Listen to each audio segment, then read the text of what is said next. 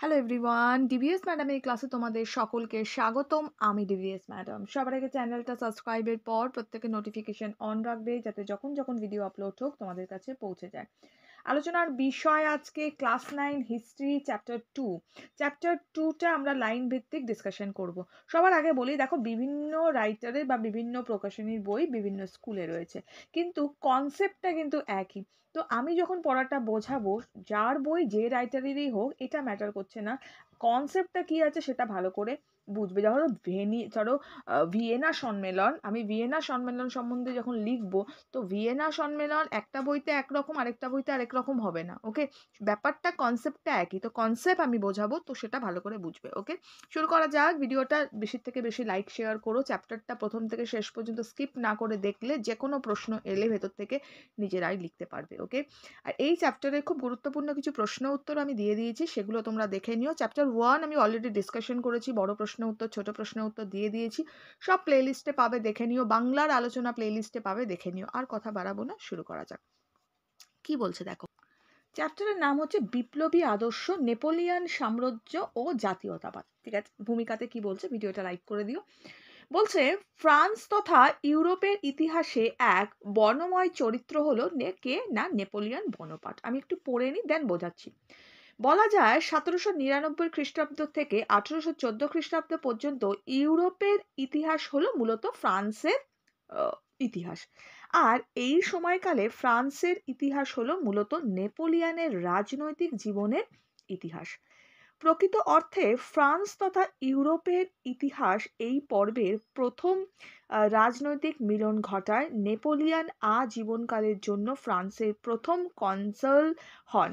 তিনি ফ্রান্সের প্রজাতন্ত্রের আড়ালে স্বেচ্ছাতন্ত্র প্রতিষ্ঠা করেন এবং যদিও তার হাত ধরেই ফরাসি সাম্রাজ্যের প্রতিষ্ঠা এবং প্রসার ঘটে।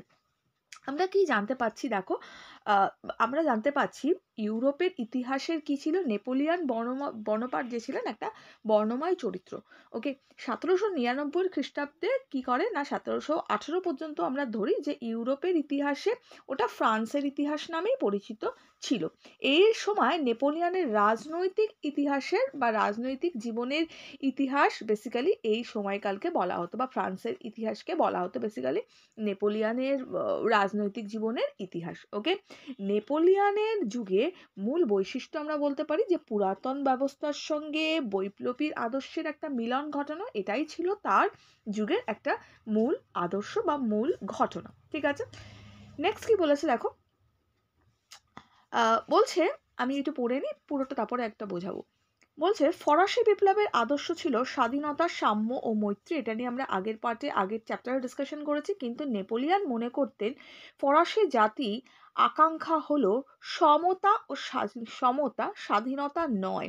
এই প্রেক্ষিতে তিনি কোড নেপোলিয়ন প্রণয়ন করেন। একনায়কতান্ত্রিক শাসক হিসাবে নেপোলিয়ন ফ্রান্সের নেতৃত্বে সুবিশাল ফরাসি সাম্রাজ্য গঠনের পথে অগ্রসর হন। তিনি ফ্রান্সের নেতৃত্বে ও ইউরোপীয় রাষ্ট্রগুলির পুনর্গঠন করে পূর্বতন যুগের রাষ্ট্রীয় আদর্শকে অমান্য করেন। কিন্তু কিছুকালের মধ্যেই নেপোলিয়ন সাম্রাজ্যের বিরুদ্ধে জাতীয়তাবাদের প্রতিক্রিয়া দেখা যায়। শেষ পর্যন্ত রাশিয়া আক্রমণ করে নেপোলিয়ন নিজের পতন ডেকে আনেন। দেখো, রোবোস্পিয়ারের যখন মারা যান, তো রোবোস্পিয়ার মারা যাওয়ার পরে ফ্রান্সের যে শাসন ব্যবস্থা বা ফ্রান্সে সন্ত্রাসের শাসনের তখন কি হয় না, একটা অবসান ঘটে। ওকে, এবং অবসান হলে জাতীয় সভা ফ্রান্সের ডাইরেক্টরি শাসন ব্যবস্থা তখন প্রবর্তন করে। কিন্তু এই যে শাসন ব্যবস্থা ছিল, একটা নতুন সমস্যা সমাধানের জন্য কিন্তু উপযুক্ত ছিল না। তো ডাইরেক্টরি শাসন ব্যবস্থার এই যে অক্ষমতা, এই অক্ষমতাই কিন্তু নেপোলিয়নের যে আমরা বলতে পারি যে অগ্রদূত বা নেপোলিয়নের উত্থান, সেই উত্থানের পথ কিন্তু প্রশস্ত করেছিল। নেপোলিয়ন 1799 খ্রিস্টাব্দে প্রথম কনসাল হিসেবে 10 বছরের জন্য নিযুক্ত হয়েছিলেন। ওকে, এটা ছিল অ্যামিয়েন্সের সন্ধি। তো অ্যামিয়েন্সের সন্ধি হিসাবে সেটা বলা যেতে পারে। তো অ্যামিয়েন্সের সন্ধি আর দ্বিতীয় শক্তিজোট ধ্বংস করে তিনি কিন্তু তখন ফ্রান্সে যথেষ্ট জনপ্রিয় একজন পার্সন হয়ে ওঠেন আমরা বলতে পারি।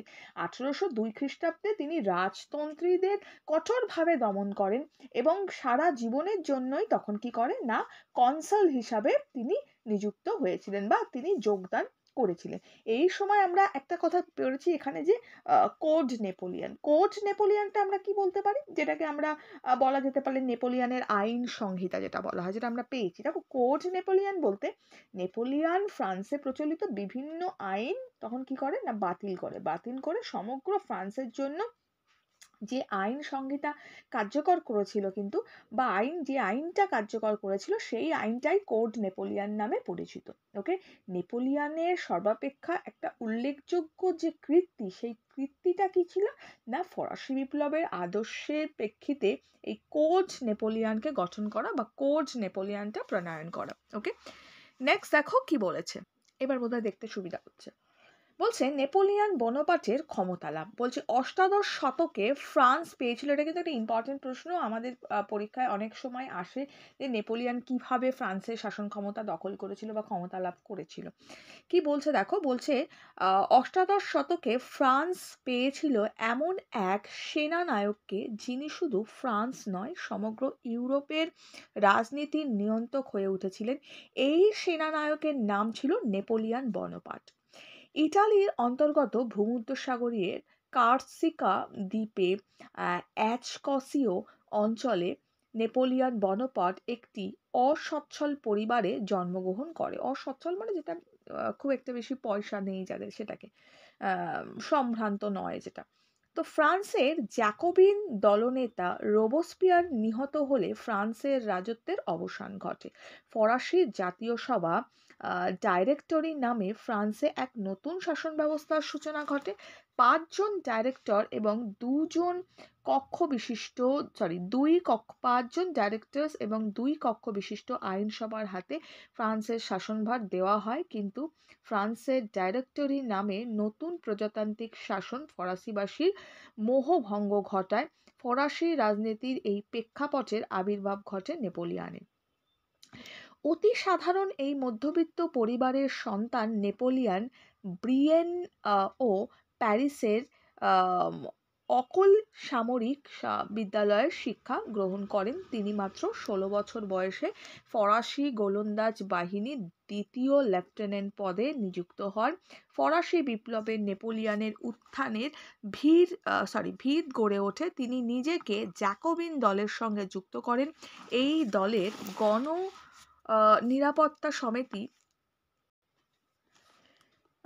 নিরাপত্তা সমিতি নেপোলিয়নকে ব্রিটিশ অধিকৃত ফ্রান্সে তুলো বন্দর ভূমধ্যসাগরে অবস্থিত পুনরুদ্ধারের দায়িত্ব দেয়। নেপোলিয়ন অত্যন্ত দক্ষতার সঙ্গে এই দায়িত্ব পালন করে এবং ব্রিটিশদের কাছ থেকে তুলো বন্দর পুনরুদ্ধার করে। পুরস্কার হিসাবে নেপোলিয়নকে ফরাসি ব্রিগেডিয়ার জেনারেল পদে উন্নীত করা হয়। আচ্ছা, বাকিটা পরে পড়ছি, আমি একটু বুঝিয়ে নিই দেন আমি পড়ছি। দেখো, আমি আগেই তোমাদের এর যে নেপোলিয়নের, যদি আমাকে বলে যে নেপোলিয়ন কিভাবে ফ্রান্সের শাসন ব্যবস্থা দখল করেছিল, আমরা কিভাবে বলতে পারি যে কিভাবে ক্ষমতা লাভ করে না ফরাসি বিপ্লবে অন্যতম শ্রেষ্ঠ সন্তান আমরা কি বলতে পারি না নেপোলিয়ন, এবং তিনি খুব অল্প বয়সের মধ্যেই ফ্রান্সের হর্তাকর্তা বিধাতা যাকে বলি বা সর্বেসর্বা যাকে বলতে পারি হয়ে ওঠে। ওকে, বিদ্যালয়ের শিক্ষা যখন তিনি শেষ করার পরে তিনি গোলন্দাজ বাহিনীতে লেফটেন্যান্ট পদে যোগ দেন, আর মাত্র 17 বছর বয়সে সেটা গোলন্দাজ বাহিনীতে লেফটেন্যান্ট পদে তিনি যোগ দেন। 1793 খ্রিস্টাব্দে ইংরেজদের কাছ থেকে তুলো বন্দর তিনি কি করেন না পুনরুদ্ধার করে এবং 1795 খ্রিস্টাব্দে উচ্ছৃঙ্খল জনতার থেকে জাতীয় স্বভাবকে রক্ষা করে তাকে কি করে না অত্যন্ত জনপ্রিয় তিনি তখন হয়ে ওঠেন, বা তাকে এই রক্ষা করাটা তাকে অনেক জনপ্রিয় করে তুলেছিল। ঠিক আছে, নেক্সট কি বলেছে, বলছে উগ্র রাজনৈতিক সমর্থকদের হাতে ফরাসি জাতীয় সভা আক্রান্ত হলে নেপোলিয়ন তাদের ছত্রভঙ্গ করে জাতীয় সভা রক্ষা করে। এই ঘটনা ভাদেমিয়ার ঘটনা বা অক্টোবরের ঘটনা নামে পরিচিত, এটা মনে রেখো। এর পুরস্কার হিসাবে নেপোলিয়ন মেজর জেনারেল পদে উন্নীত হন। নেপোলিয়নের হাতে ফ্রান্সের অভ্যন্তরীণ সেনাবাহিনীর পরিচালনার দায়িত্ব দেওয়া হয়। তারপর সার্ডেনিয়া, অস্ট্রিয়া, মিশরের বিরুদ্ধে সামরিক অভিযান চালিয়ে নেপোলিয়ন নিজেদের ক্ষমতা বৃদ্ধি করেন। এদিকে বিশৃঙ্খলার সৃষ্টি হলে সেই সুযোগে সেনাবাহিনীর সাহায্যে নেপোলিয়ন ডাইরেক্টরি শাসনের অবসান ঘটান। তিনি ফ্রান্সের কনসুলেট নামে এক নতুন শাসন ব্যবস্থা প্রবর্তন করেন। নেপোলিয়ন ডিউক ও আবেসিয়েস এদের উপর ফ্রান্সের শাসনভার দেওয়া হয়। এই তিনজন কনসলের মধ্যে নেপোলিয়ন হয়ে ওঠেন সর্বশক্তিমান কনসল। ফরাসি আইনসভায় প্রথমে নেপোলিয়ন 10 বছরের জন্য, পরে 1804 তাই তো হ্যাঁ খ্রিস্টাব্দে সারা জীবনের জন্য কনসাল পদে নিযুক্ত হয়। এরপর অচিরেই সিনেটের প্রস্তাব মেনে এক গণভোটের মাধ্যমে নেপোলিয়ন ফরাসি জাতির সম্রাট উপাধি লাভ করেন। মাত্র 30 বছর বয়সে তিনি ফ্রান্সের সর্বোচ্চ ক্ষমতা লাভ করেন।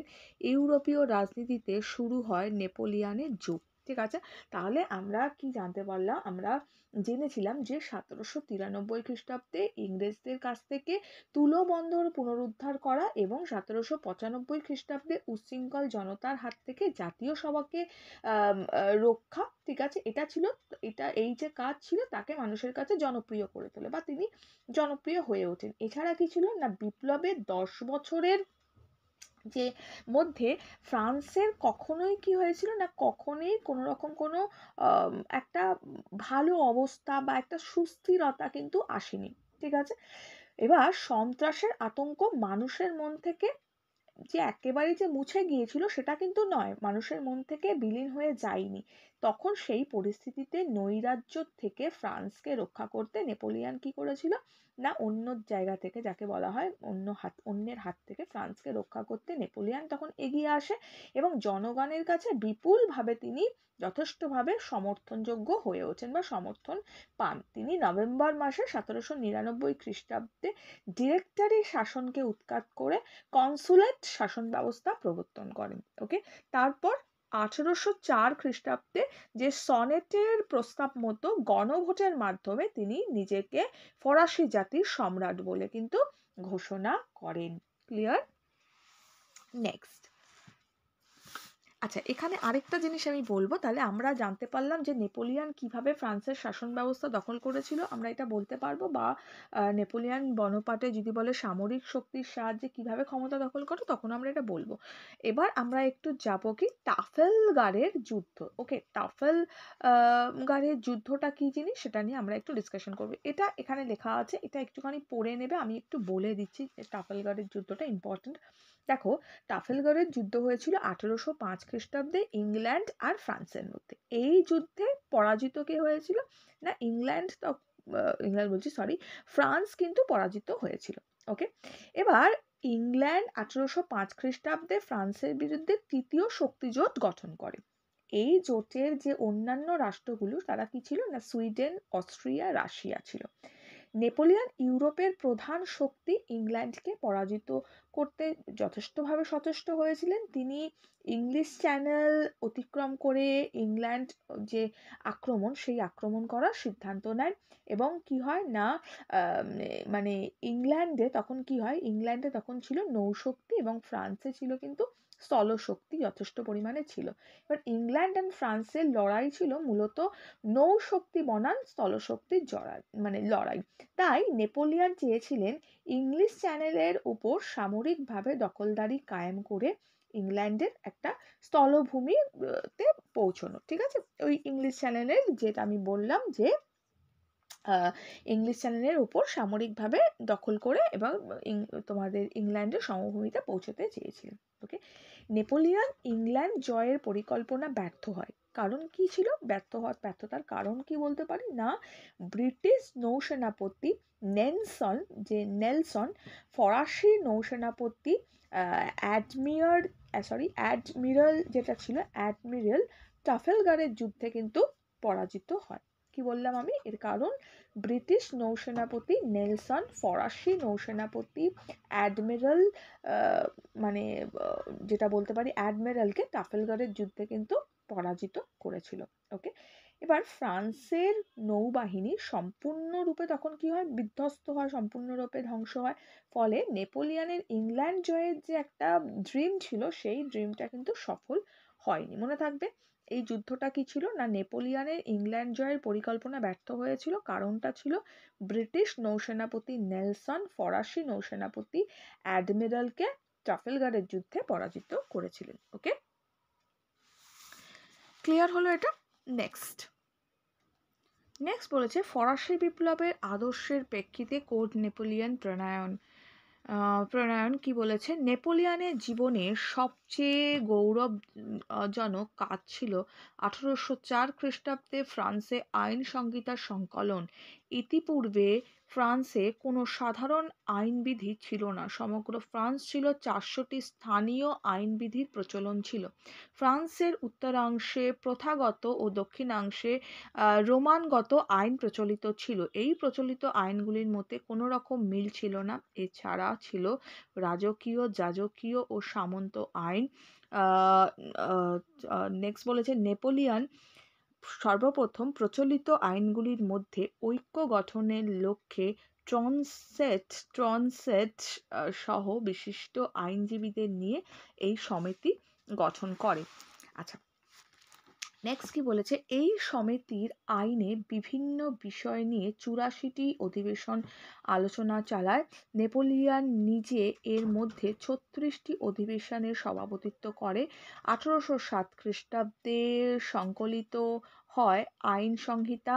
নেপোলিয়ন এই আইন সংহিতার নাম দেন কি না, কোড নেপোলিয়ন। ওকে, এই আইন সংহিতায় স্থান পায় 2227টি বিধি বা ধারা। দেখো কোড নেপোলিয়নটা কি আমি অলরেডি একটু আগে বললাম, ঠিক আছে। কোড নেপোলিয়ন যে চালু করা বা প্রণয়ন করা সেটা আমি ডিসকাশন করব। কোড নেপোলিয়নটা কি আমি আরেকবার বলে দিই, যে নেপোলিয়ন ফ্রান্সে প্রচলিত বিভিন্ন আইনকে বাতিল করে সমগ্র ফ্রান্সের জন্য যে আইন সংহিতা কার্যকর করেছিল তা কোড নেপোলিয়ন নামে পরিচিত।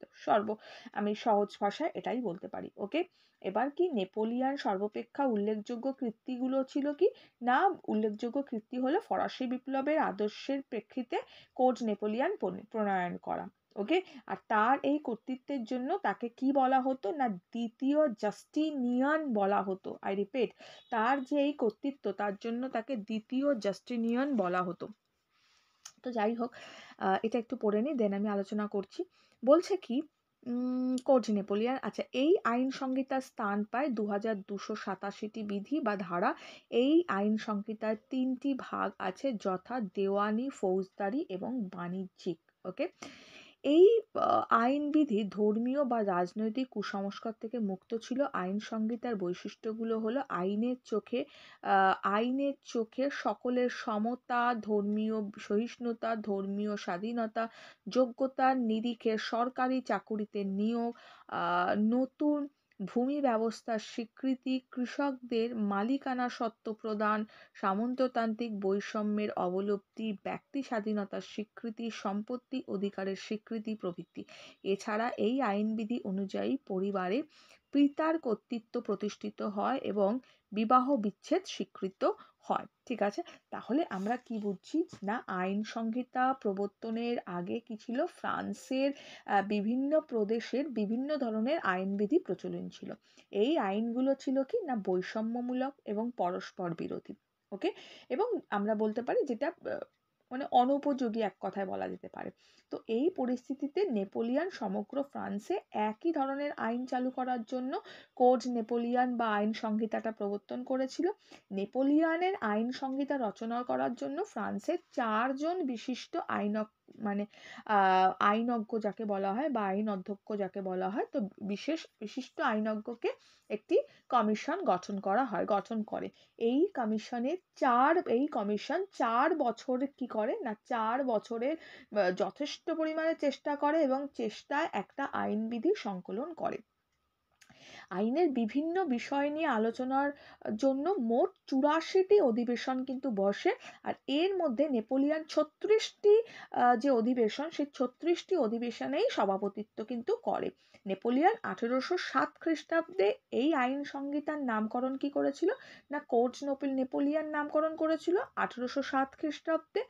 আর এই 2287টি আইন সংবলিত এই আইনটা ছিল, মানে এই আইন সংহিতাটা ছিল কটা? না 2227টি আইন সংবলিত এই আইন সংহিতাটা ছিল। এটা 3টে ভাগে বিভক্ত ছিল। কি কি? না দেওয়ানি আইন, ফৌজদারি আইন আর বাণিজ্যিক আইন ছিল। ওকে, নেক্সট কি বলেছে দেখো। নেক্সট বলেছে এই প্রথম ফ্রান্সের সর্বত্র একই ধরনের লিখিত আইন চালু হয়, ফলে অপরাধীর দণ্ড নির্ধারণ বা বিচার ব্যবস্থা অনেক স্বচ্ছতা এলো। বিভিন্ন ধরনের জটিল আইনগুলো অনেক সহজ সরল হয়ে উঠল। প্রকৃত অর্থে এই আইন সংহিতা রচনার মধ্যে দিয়ে নেপোলিয়ন বিপ্লবের সুফলগুলি ফরাসিদের মধ্যে তুলে ধরে। এই আইন সংহিতা মূল নীতিগুলি পরবর্তী সময় ইউরোপের বিভিন্ন দেশ গ্রহণ করে। বেলজিয়াম ও লাক্সেমবার্গে এই আইন সংহিতার বেশ কয়েকটি বিধি বেশ কয়েকটি বিধি এখনো প্রচলিত আছে। অনেকেই এই আইন সংহিতাকে বাইবেলের সঙ্গে তুলনা করেন। ফরাসি ও রোমান আইনের সমন্বয়ে গঠিত কোড নেপোলিয়ন ফ্রান্স থেকে সামন্ততন্ত্রের শেষ চিহ্নটুকু মুছে দেয়। তবে কোড নেপোলিয়ন ত্রুটিমুক্ত ছিল না। এই আইন সংহিতার রোমান আইনের উপর অতিরিক্ত গুরুত্ব আরোপ করা হয়, ফলে এতে বৈচিত্র্যের অভাব স্পষ্ট হয়ে ওঠে। এতে নারী সমাজের মর্যাদাকে এতে নারী সমাজের মর্যাদাকে গুরুত্ব দেওয়া হয়নি, বরং নারীদেরকে পুরুষের অধীনে রাখার কথা বলা হয়েছে। পারিবারিক সম্পত্তির উপর থেকে নারীদের অধিকারের অবসান ঘটানো হয়। বলা হয় স্বামীর সম্পত্তি ছাড়া নারীরা কোনো সম্পত্তি অর্জন, বিক্রি বা দান করার অধিকারী নয়। এছাড়াও এই আইন সংহিতায় শ্রমিকদের অধিকার স্বীকৃতি পায়নি। কোড নেপোলিয়নের দ্বারা ব্যক্তি স্বাধীনতা ও স্বাধীন মতপ্রকাশের অধিকারকে খর্ব করা হয়।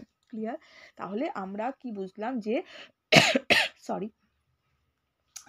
2027টি আইন সংবলিত এই আইন সংহিতা 3টে ভাগে বিভক্ত ছিল। কি কি? না দেওয়ানি আইন, ফৌজদারি আইন আর বাণিজ্যিক আইন। ওকে, ফরাসি বিপ্লবের সাম্য, মৈত্রী এবং স্বাধীনতার আদর্শে রচিত নেপোলিয়নের আইন সংহিতার বৈশিষ্ট্যগুলো কি ছিল? না আইনের দৃষ্টিতে সবাই সমান, যোগ্যতা অনুযায়ী সরকারি চাকরিতে নিয়োগ করা হবে, সামন্ততান্ত্রিক বৈষম্যের বিলুপ্তি, ব্যক্তি স্বাধীনতা ও সম্পত্তির অধিকারের স্বীকৃতি। কি কি বললাম মনে রেখো। সবার প্রথমে বললাম আইনের দৃষ্টিতে সকলের সমান অধিকার, যোগ্যতা অনুযায়ী সরকারি চাকরি। কি বলছি আমি এটা? না নেপোলিয়নের আইন সংহিতার বৈশিষ্ট্যগুলো কি কি?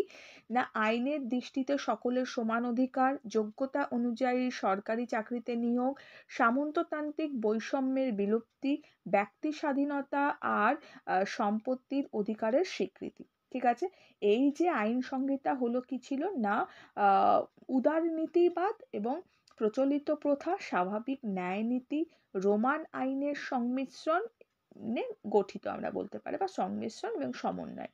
ওকে, ক্লিয়ার? এবার এই আইনের এছাড়াও ছিল নেপোলিয়নের যে আইনগুলো ছিল কিছু ত্রুটি সম্পূর্ণ ছিল, সেটা আমরা বলতে পারি। কি কি ছিল? না এখানে কিন্তু নারী পুরুষের অধিকারকে ইকুয়াল দেখানো হয়নি। নারীদেরকে পুরুষদের অধীনে রাখার কথাই সর্বক্ষণ বলা হয়েছে। পারিবারিক সম্পত্তিতে নারীদের অধিকারের অবসান ঘটানো হয়েছে এবং স্বামীর সম্পত্তি ছাড়া, অর্থাৎ স্বামীর সম্পত্তিতে অধিকার ছিল, স্বামীর সম্পত্তি ছাড়া কোনো সম্পত্তি অর্জনের অধিকারী কিন্তু নারীরা ছিল না, বা বিক্রি বা দানের অধিকারীও নারীরা ছিল না। ওকে, এছাড়াও শ্রমিকদের কোনো রকম কোনো আইনের স্বীকৃতি বা অধিকারের স্বীকৃতি কিন্তু দেওয়া যায়নি। নেপোলিয়নের এই যে আমরা বলতে পারি যে সংহিতাটা ছিল, সেটা কিন্তু ব্যক্তি স্বাধীনতা এবং স্বাধীন মতবাদ প্রকাশের যে মানুষের অধিকার সেটাকে কিন্তু খর্ব করেছিল। ওকে, ক্লিয়ার? আশা করি এটা পুরো তোমাদের ক্লিয়ার হলো। জেনে রাখো বা জানো কি, এটা একটু নিজেরা পড়ে নেবে, অবশ্যই পড়বে। তো আমাদের এতটা পর্যন্ত আজকে আমি পড়ালাম। এবার এর থেকে একটু ছোট প্রশ্ন উত্তর নেব। তাহলে আমরা কিন্তু কি জানতে পারলাম, এখানে দুটো জিনিস খুব স্পষ্ট আমরা জেনেছি। একটা হচ্ছে কোড নেপোলিয়ান, ভীষণ ইম্পর্টেন্ট, যেটা কিন্তু আমাদের পড়তে হবে আমাদের। এছাড়াও আমরা কি জানলাম না, নেপোলিয়ান কিভাবে ফ্রান্সের শাসন ক্ষমতা দখল করেছিল সেটার সম্বন্ধেও কিন্তু আমরা একটা আইডিয়া পেলাম। ফ্রান্সে কিভাবে নেপোলিয়ান সাম্রাজ্য প্রতিষ্ঠা করে সেটার সম্বন্ধেও কিন্তু আমরা একটু আইডিয়া পেয়েছি। ওকে, তাহলে এতটা থাক, আমি নেক্সট ভিডিওতে বাকি আলোচনা করব। এখন একটু প্রশ্ন উত্তর নিয়ে আলোচনা করি। এখান থেকে দেখো কি কি প্রশ্ন আমরা হতে পারে। বিপ্লবের সন্তান কে ছিলেন? Answer is Napoleon Bonaparte. আমি শুধু আনসারটুকু লিখছি, তোমরা যখন লিখবে পূর্ণ বাক্যে লিখবে, ঠিক আছে? Napoleon Bonaparte. নেক্সট প্রশ্ন,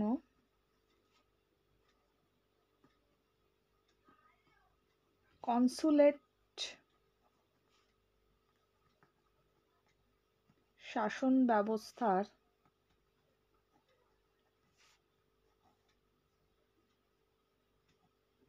তিনজন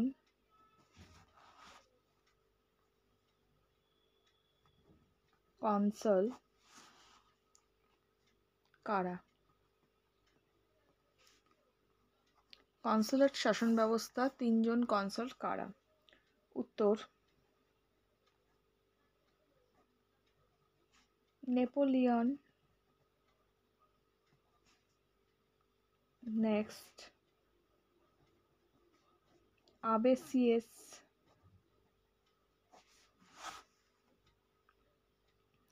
আরেকটা হচ্ছে just a second, Napoleon, Abbe Sieyes ও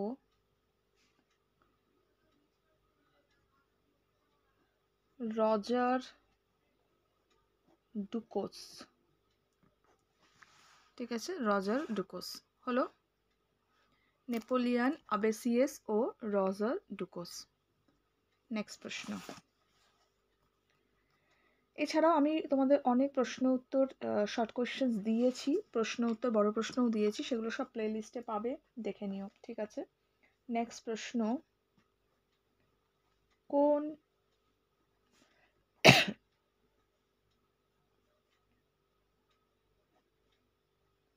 সংবিধানকে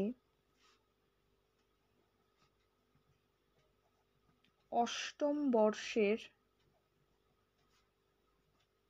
সংবিধান বলে?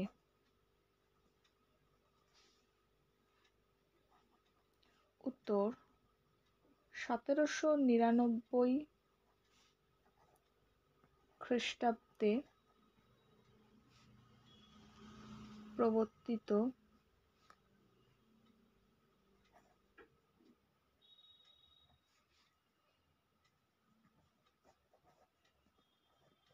সংবিধানকে। নেক্সট প্রশ্ন,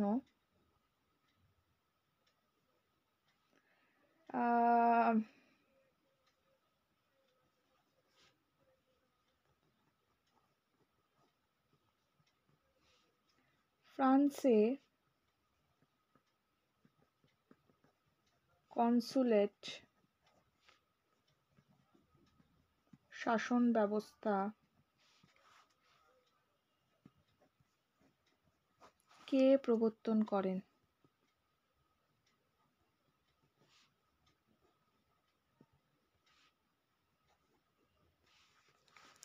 উত্তর,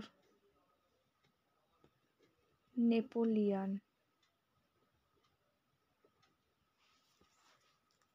নেপোলিয়ন। নেক্সট, কোড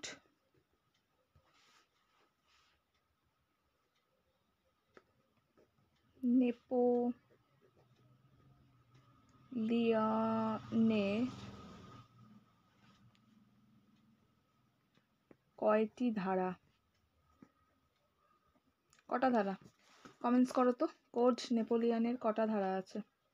উত্তর লিখব 2287টি। আনসার 2287টি।